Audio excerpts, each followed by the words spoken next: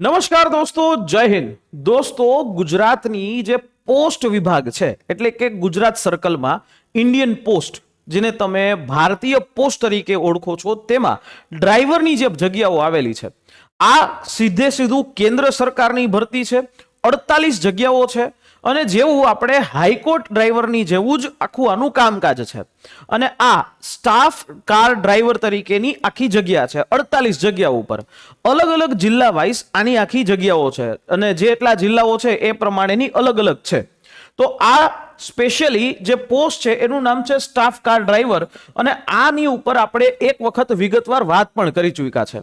પણ તેમ છતાં એક નાનકડી વાત કરી દઉં કે અહીંયા કોઈ ફિક્સેશન નથી, સીધું પે સ્કેલ લાગે છે. લેવલ 2 નો પે સ્કેલ છે. અંદાજિત તમારા ઇન હેન્ડ સેલેરી છે 30 to 35,000 એટલે કે 30 થી 35,000 આવો તમારો પગાર થશે. અને આની અંદર તમારે કામ બહુ સિમ્પલ છે, ડ્રાઇવિંગ કરવાનું છે સ્ટાફ કાર ડ્રાઈવર તરીકે. એટલે બીજી કોઈ ગાડી નથી, સ્ટાફ કાર ડ્રાઈવર તરીકેનું કામ છે. આ એની અલગ અલગ જગ્યાઓ છે, બરાબર. અને એ જગ્યાઓની અંદર તમારે અરજી ફોર્મ કેવી રીતે ભરવાનું, શું અહીંયા કોઈ ઓનલાઈન પ્રોસિજર છે? નહીં. આના માટે ફોર્મ ભરવા માટે એક આખી પ્રોસિજર છે. શું છે? ઓફલાઈન ફોર્મ ભરવાનું છે. કવરની અંદર તમારે ફોર્મ છે એ ભરી અને આપવાનું છે. કેવી રીતે છે? પણ એની પહેલા એક વખત કે ભાઈ અહીંયા એજ લિમિટ શું છે? 18 વર્ષથી 27 વર્ષ. અને ઓબીસી વાળા હશે એને 27 પ્લસ 3 વર્ષ એટલે કે 30 વર્ષ સુધી ઓબીસી વાળા અપ્લાય કરી શકે. આ સ્પેશિયલી ઓબીસી છે એના માટે. એસસી અને એસટી છે તો એમના માટે 5 વર્ષ. તો એ 27 પ્લસ 5 એટલે એમ વિચાર કરો તો 32 વર્ષ છે એ અહીંયા અપ્લાય કરી શકે, 32 વર્ષ સુધી. પણ આ કેના માટે? એસસી અને એસટી માટે, બરાબર. તો આવી રીતે એ ડ્રાઈવર જે છે કરી શકે છે, એક સર્વિસમેન પણ કરી શકે છે. હવે આમાં એજ્યુકેશન ક્વોલિફિકેશન સિમ્પલ છે કે ભાઈ તમે ખાલી 10th પાસ હોવા જોઈએ અને તમારી પાસે ડ્રાઇવિંગનો એટલે કે એલએમવી લાઇટ મોટર વ્હીકલનું લાયસન્સ પ્લસ એચએમવી એટલે કે હેવી મોટર વ્હીકલનું લાયસન્સ હોવું જોઈએ અને ડ્રાઇવિંગનો તમારી પાસે એક્સપિરિયન્સ છે એ 3 વર્ષનો હોવો જોઈએ. એટલીસ્ટ 3 વર્ષનો એ એક્સપિરિયન્સ છે એ તમારી પાસે હોવો જોઈએ, બરાબર. અને આમાં જો તમે હોમગાર્ડની અંદર અથવા તો કોઈ સિવિલ વોલન્ટિયર્સ તરીકે કામ કરતા હોય તો 100 ને પે સુહાગા છે એ થઈ જશે. આવી સિમ્પલ આખી વસ્તુ છે. હવે અહીંયા ફોર્મ ભરવા માટે તમારે ઓફલાઈન મોડથી જ હાલવું પડશે. આમ જનરલી ઓનલાઈનમાં છૂટ છે, પરંતુ એના કરતા એક ચલણ ભરી અને આખી પ્રોસેસ છે એ તમારે કરવાની થશે. કેવી રીતે કરવાની છે એ સમજાવી દઉં, બરાબર. અહીંયા એપ્લિકેશનની જે ફી છે ને એ 100 રૂપિયા છે. 100 રૂપિયા તમારે ચલણના માધ્યમથી ભરવાની છે. રેડી?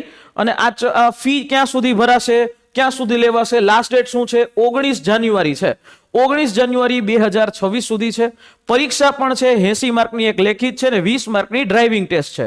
જેમ હાઈકોર્ટ ડ્રાઈવર છે એવી જ રીતે એક આખી પરીક્ષા છે, બરાબર. તો હવે આના માટે અહીંયા એક ફોર્મ છે. આ ફોર્મ તમને લક્ષ્યમ એકેડેમીની જે ટેલિગ્રામ ચેનલ છે એના માધ્યમથી મળી જશે. એટલે આવી રીતે તમારે આ આખું ફોર્મની પ્રિન્ટ કાઢી અહીંયા તમારો જે ફોટો છે અને ફોટો જે છે એ તમારે અહીંયા ચિપકાવવાનો છે અને અહીંયા જે છે એ તમારે વ્યવસ્થિત કરવાનું રહેશે. અહીંયા તમારું નામ જે છે એ નામ લખવાનું છે, બરાબર. ખાસ જોજો અહીંયા જે તમે નામ લખો છો ઇંગ્લિશમાં કરજો. અહીંયા પપ્પાનું નામ લખવાનું છે, અહીંયા મેલ કે ફિમેલ જે કાંઈ પણ હોય એ લખવાનું. જે કેટેગરી છે એ કેટેગરી તમારે અહીંયા લખવાની. માની લો કે તમે કોઈ રિઝર્વેશન કેટેગરીમાં આવો છો તો એનો તમારે જે છે અટેચ કરવાનું થશે. તો એનો સર્ટિફિકેટ નંબર, એટલે માની લો કે ઓબીસી વાળા એટલે કે એસીબીસી વાળા હોય તો એમણે ઓબીસી નું એક સર્ટિફિકેટ આવે, એ ઓબીસી નું સર્ટિફિકેટ છે એ તમારે કાઢવાનું રહેશે. એમાં લખેલું હશે કે આ એક ઇન્ડિયન ગવર્મેન્ટની કોઈ પણ એક્ઝામ હોય કે XYZ એના માટે વેલિડ હશે. ઓબીસી અધર બેકવર્ડ ક્લાસ વાળું સર્ટિફિકેટ એ જોશે. એસસી અને એસટી નું જે સર્ટિફિકેટ છે એમાં એવું લખેલું હોવું જોઈએ કે ગવર્મેન્ટ ઓફ ઇન્ડિયામાં વેલિડ છે, બરાબર. ગવર્મેન્ટ ઓફ ગુજરાત માટે વેલિડ એ ગણાશે નહીં. ફરજિયાત ઇંગ્લિશ વાળું જે વસ્તુ છે એ જોશે. એટલે તમારે ઇંગ્લિશ વાળું છે એ કઢાવવું પડશે. બીજી વાત, અહીંયા આધાર કાર્ડ નંબર લખી દેવાના, અહીંયા તમારે મોબાઈલ નંબર, ઈમેલ આઈડી લખી દેવાનું, આ જગ્યાએ તમારું એડ્રેસ લખી દેવાનું, બરાબર. અહીંયા એડ્રેસ કરી અહીંયા તમારે સિટીઝનશીપ તો કે ઇન્ડિયન અને અહીંયા ડેટ ઓફ બર્થ, જે તમે ડેટ ઓફ બર્થ અહીંયા નાખો છો એને શબ્દની અંદર પણ તમારે લખી દેવાની. આના પછી જે છે એ તમારે કે ભાઈ જ્યારે એ આની જે છેલ્લી ડેટ છે 19/1/2026, તો 19/1/2026 તમારી ઉંમર કેટલી થાય તો ઈ ઉંમર યર્સ, મંથ અને ડેઝ એમાં લખી દેવાની 19/1/2026 માં. હવે આ નો ખબર પડે ને તો ગૂગલ હોય ને, ગૂગલ એમાં તમે એજ કેલ્ક્યુલેટર જે છે એ કરો એટલે તમને એનું સોલ્યુશન ત્યાંથી મળી જશે. બરાબર. અહીંયા તમે 10મું ધોરણ કયા બોર્ડમાંથી પાસ કર્યું અથવા તો કઈ ઇન્સ્ટિટ્યૂટમાંથી પાસ કર્યું, તો કે Gujarat state higher secondary and secondary education board. અને અહીંયા યર ઓફ પાસિંગ ધારો કે ફોર એક્ઝામ્પલ 2011 હોય કે જે પણ હોય. પછી જો એક્સ સર્વિસમેન હોય તો એને આ ડિટેલ ભરવાની. રેડી. હવે અહીંયા મહત્વની વાત આવી તમારી ડ્રાઇવિંગ લાયસન્સની. અહીંયા HMV ડ્રાઇવિંગ લાયસન્સ છે, HMV ડ્રાઇવિંગ લાયસન્સ, એનો નંબર, ઇસ્યુઇંગ કોણે ઇસ્યુ કર્યું છે એ ઓથોરિટી, કઈ તારીખે ઇસ્યુ કર્યું છે, કયા સમય સુધી વેલિડ છે. એવી જ રીતે અહીંયા LMV લાઇટ મોટર વ્હીકલનું ડ્રાઇવિંગ લાયસન્સ નંબર, ઓથોરિટી અને ઇસ્યુ કોણે કર્યું છે અને વેલિડ કેટલા સમય સુધી છે એટલા એ નાખી દેવાનું. પછી એવી જ રીતે તમારી પાસે ડ્રાઇવિંગ એક્સપિરિયન્સ છે એ HMV અને LMV એ બેનો સેપરેટલી હોવો જોઈએ. એટલે અહીંયા તમે જોશો HMV હેવી મોટર વ્હીકલ છે એ તમે ચલાવતો હોય એનો તમે એક્સપિરિયન્સ, તમે ક્યાં કઈ તારીખથી કઈ તારીખ સુધી ચલાવ્યું અને એ કયા કંપની માટે કઈ સંસ્થા માટે ચલાવ્યું એનું નામ લખી દેવાનું. એવી જ રીતે અહીંયા LMV છે એની અંદર ડિટેલ ભરી દેવાની. ખાસ ધ્યાન રાખજો કે અહીંયા તમારે HMV બરાબર, HMV અથવા તો LMV બરાબર છે એ વ્હીકલ તમે ચલાવેલું હોવું જોઈએ. બરાબર. એક્સપિરિયન્સ છે તમારી પાસે, લાયસન્સ બેયનું હોવું જોઈએ, HMV અને LMV. પણ એક્સપિરિયન્સ છે કોઈ પણ એકનો હોય તો પણ ચાલે. બરાબર. જો બે હોય તો ખૂબ સારું, ખૂબ ડિઝાયરેબલ એક થશે. પછી અહીંયા તમારે ફી જે છે એ પે કરવાની રહેશે. અને એ ફી જે છે કે ભાઈ ફી પે ક્યારે કરી, પછી એ પોસ્ટ ઓફિસ કઈ હશે, પછી એ રિસિપ્ટ ફી પે કરવા વાળો જે રિસિપ્ટ આપ્યું હોય એનો નંબર અને ડેટ ઓફ પેમેન્ટ, એટલે કે પેમેન્ટ ડેટ છે એ તમારી કઈ છે. બરાબર. અને એ જે રિસિપ્ટ તમને આપશે એકદમ નાનકડી હશે. બરાબર. તમે ચલણ ભરવા જાવ એટલે એકદમ નાનકડી એ રિસિપ્ટ છે ને તમારે અહીંયા ચીપકાવવાની રહેશે. અહીંયા જે છે એ ચીપકાવવી. આ આખો વિડીયો છે જોઈ લેજો. બરાબર. પછી કોઈ અહીંયા તમે ડોક્યુમેન્ટ આની સાથે આપવાના છે, આજે પ્રિન્ટ કરી અને ડોક્યુમેન્ટ આપવાના. શું શું ડોક્યુમેન્ટ આપવાના છે જોજો. આની અંદર તમારે સૌથી પહેલું આધાર કાર્ડ જે છે એ આધાર કાર્ડ તમારે ડોક્યુમેન્ટ તરીકે આપવાનું. બરાબર. એના પછી 10thની માર્કશીટ જે છે એ 10thની માર્કશીટ આપવાની.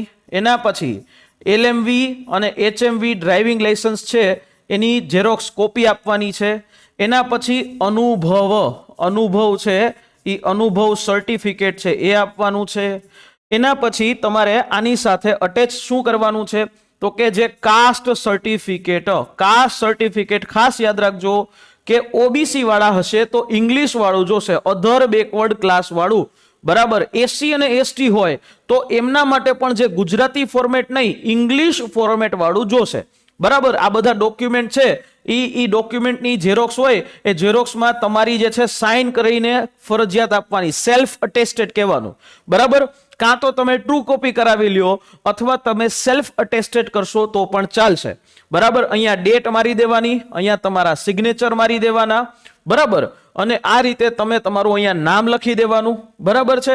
અહીંયા નામ લખી અને અહીંયા ફરી પાછું સિગ્નેચર છે કરવાની. અહીંયા પણ ડેટ અને પ્લેસ જે છે એ કરવાનું. પણ એક વસ્તુ ખાસ યાદ રાખજો કે અહીંયા જે આ નીચે ડિક્લેરેશન આ વસ્તુ જે છે એ બેનિફિટ્સ એ તમારે જોતા હોય.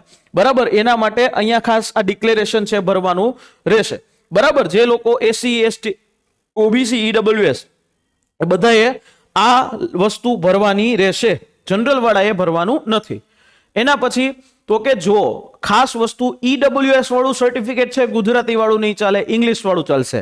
જેનું આવું ફોર્મેટ હોય, તમે જાશો નજીકની ધરા ઓફિસમાં અથવા તો મામલતદાર ઓફિસની અંદર તો તમને આવું સર્ટિફિકેટ છે એ કાઢી આપવામાં આવે. પછી આવી જ રીતે SC ST સર્ટિફિકેટ, જે SC ST સર્ટિફિકેટ આ કહેવાય, આવું ઇંગ્લિશમાં આવે એ જોશે. બરાબર. એવી જ રીતે તમે જોશો તો OBC સર્ટિફિકેટ એ આવું આવે. બરાબર. આ બધાના ફોર્મેટ છે હું તમને PDF આપું છું અને એ PDF ની અંદર હું તમને શેર કરી દઈશ. બરાબર. જે ફી છે એ ફી માટે પણ એક રિસિપ્ટ આવશે, આ પ્રિન્ટ કરી લેવાની છે.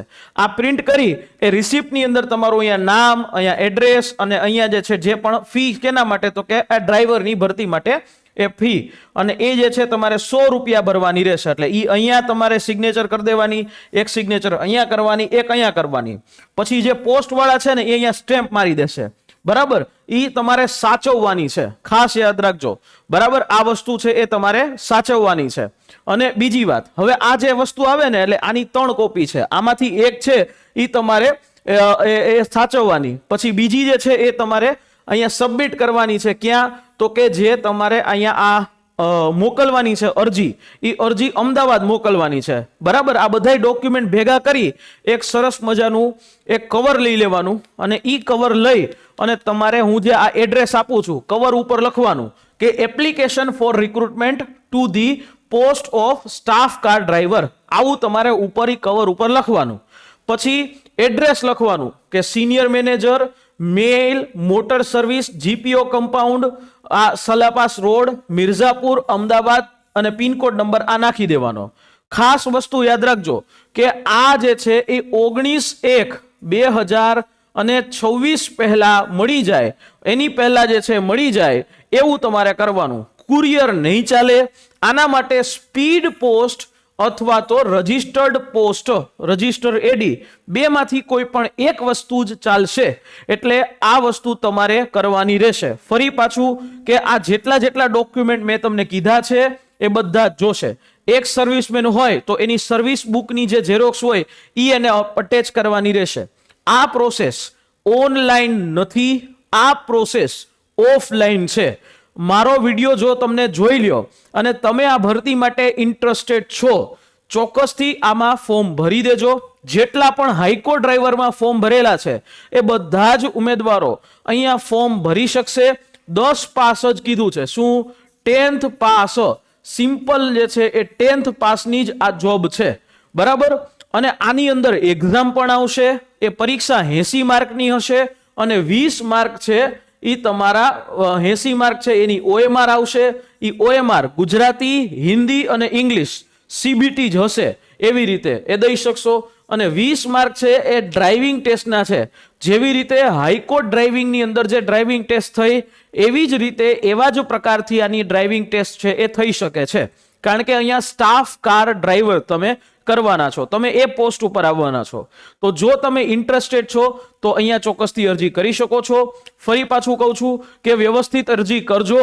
અને બીજું કે એના માટે કોઈ પ્રશ્ન થાય તો અમે તમારા માટે મદદ કરીએ છીએ. 9429077607 આ હેલ્પલાઇન નંબર છે. આ હેલ્પલાઇન નંબર અમારો છે. જેની અંદર કંઈ ન સમજાય તો તમે પૂછી શકશો. બીજું કે આની માટે જો આપણે વ્યવસ્થિત તૈયારી કરવી હોય તો ચોક્કસથી આ હેલ્પલાઇન નંબર ઉપર માહિતી લઈ અને બેચમાં જોડાઈ જજો. કેમ કે અહીંયા પણ તમને વ્યવસ્થિત તૈયારી કરવાની ખબર પડે. અને આની અંદર જો થોડુંક ધ્યાન દેશો તો આમાં તમે ચોક્કસથી સિલેક્ટ થઈ જશો. અને આ જીવન પાછી કેન્દ્ર સરકાર જે છે એ તમને લાગે. 48 જગ્યા છે. બરાબર, આ આખું જે ફોર્મેટ છે ફોર્મ ભરવાનું એ પ્રિન્ટ તમારે કાઢી લેવાની છે. એ આપણી આ લક્ષ્યમ એકેડેમીની ટેલિગ્રામ ચેનલના માધ્યમથી હું તમને શેર કરી દઈશ. ડન છે? તો અહીંયા આ સેશનને વિરામ કરું છું. તમારા કોઈ ક્વેશ્ચન હોય નીચે કોમેન્ટ બોક્સ ખુલ્લું છે, એની અંદર તમે પૂછી શકશો અને એના આન્સર અમે કરવાની ચોક્કસથી કોશિશ કરીશું. મળી શકીએ આપણે નેક્સ્ટ સેશનની અંદર. ત્યાં સુધી જય હિન્દ, જય ભારત.